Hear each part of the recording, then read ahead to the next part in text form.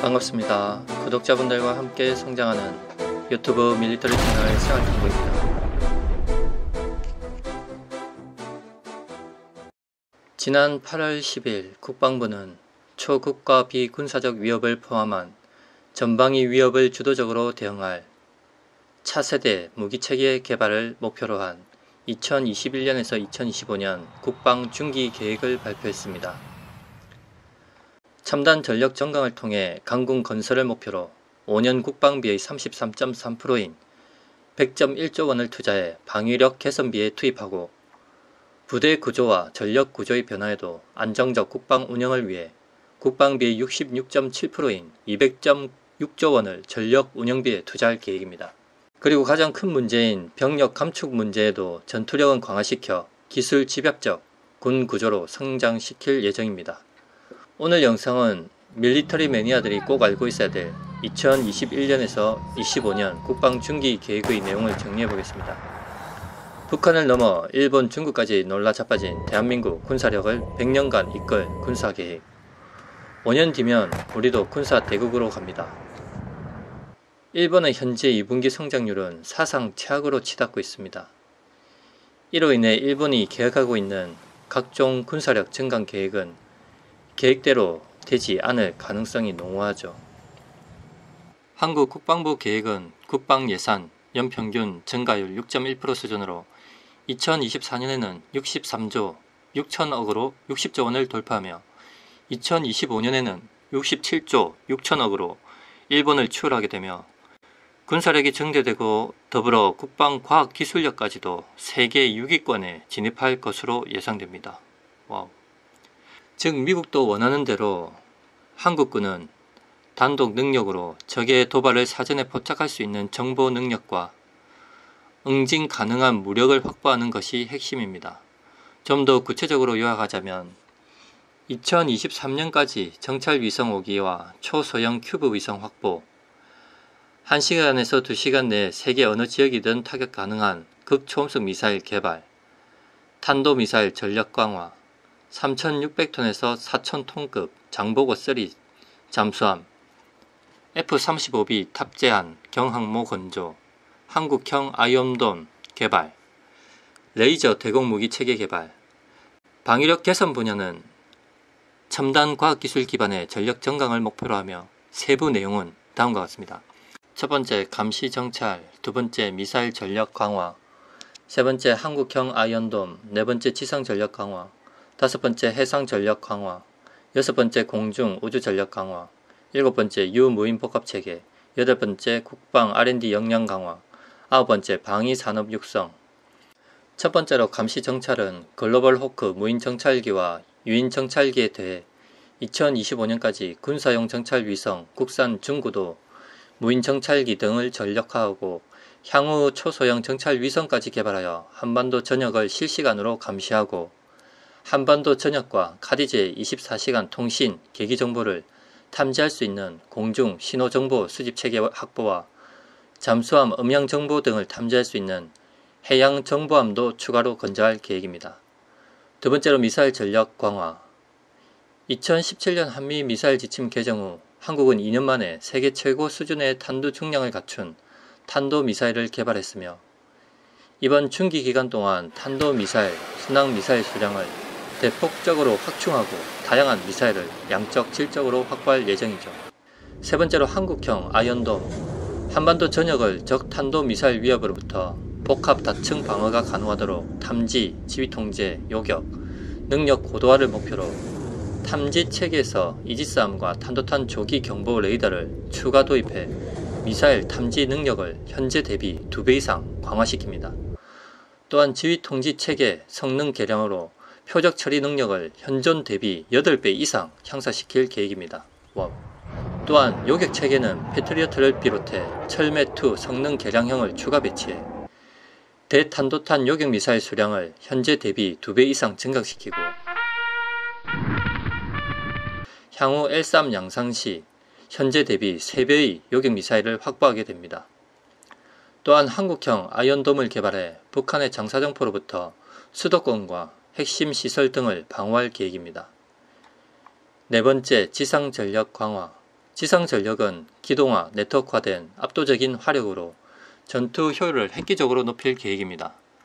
그리고 군 위성통신 체계2, 대대급 전투 지휘 체계, 개인 전투 체계, 전술 정보 통신 체계 등의 전력화로 기존 대대급 이상이 구축된 지휘 통제 체계를 대대급 이하까지 확장해 작전 사령부에서 개인 전투원까지 지휘 통신 네트워크로 연결해 전장을 지배하게 됩니다. 그리고 작전 지역에서 효과적인 전투를 위해 차륜형 장갑차 600여 대를 먼저 배치하고 중형 전술 차량까지 전력화 완료해 보병 사단의 기동화율을 향상시키고 첨단 사격 통제 시스템을 장착한 국산 소형 무장헬기를 전력화시켜 입체 고속 기동 능력을 확보합니다. 그리고 K9 자주포에 포탄 자동 장전과 한 번에 축구장을 3개를 초토화시킬 수 있는 230mm 천무 다련장과 전술 지대지 유도무기 전력화로 적 지하 갱도 진지를 관통해 박살낼 예정입니다. 다섯 번째로 해상 전력 강화. 초국가 비군사적 위협을 포함한 전방위 위협에 대응하기 위해 3만 톤급 경항모 사업을 2021년부터 본격화합니다.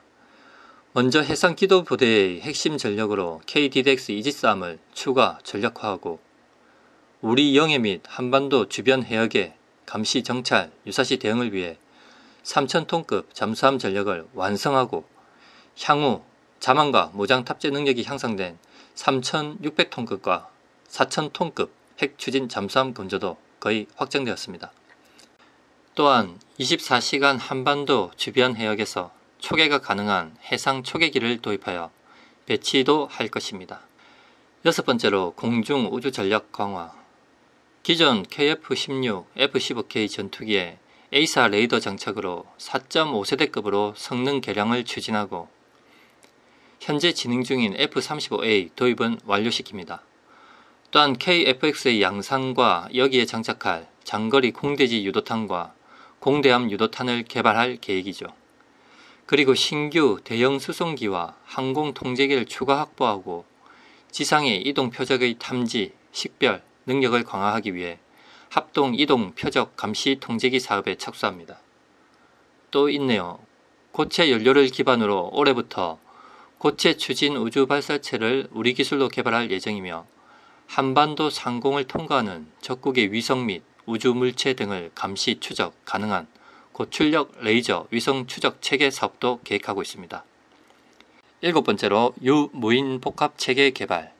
지상 무인 체계로는 소형 정찰 로봇, 무인 수색 차량, 다목적 무인 차량, 무인 전투 차량을 연구 개발해 전력화시키고 해상 무인 체계로는 무인 수상정과 정찰용, 무인 잠수정, 수중 자율 기뢰 탐색 체류 등을 개발, 전력할 예정입니다.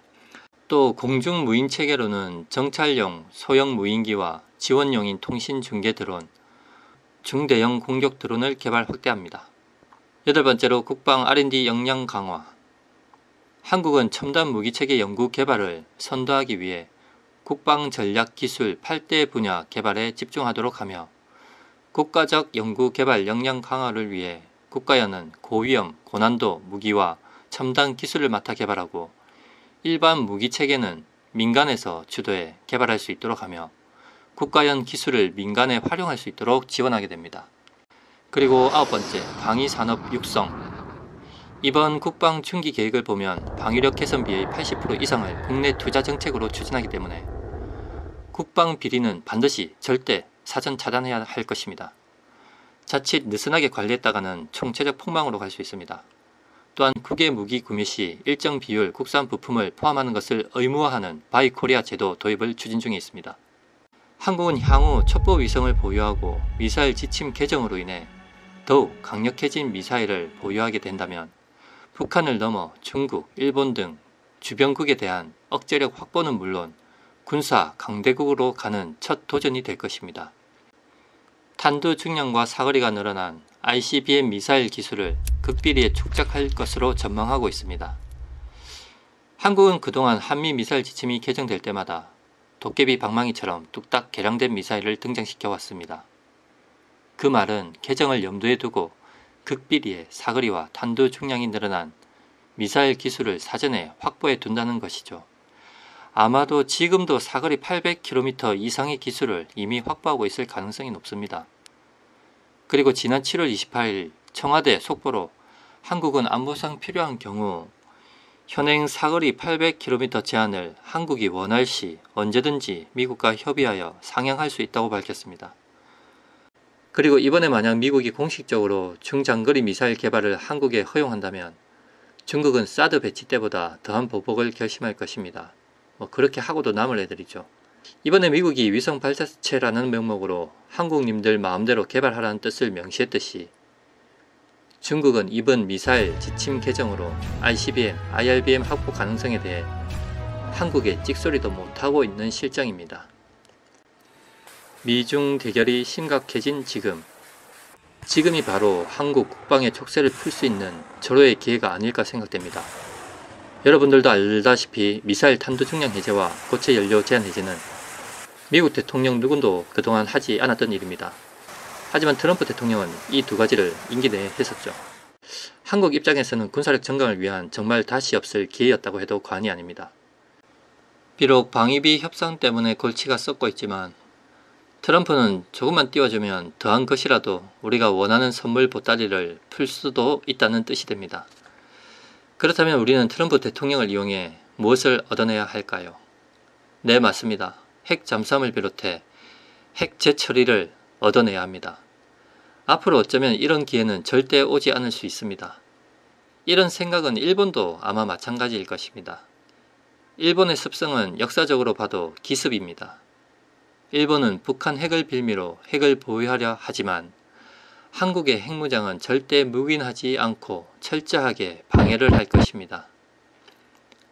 북한은 올해 연말에 약 100개의 핵탄두를 확보할 것이라고 합니다. 평화는 절대 누구의 도움으로 얻을 수 있는 것이 아닙니다.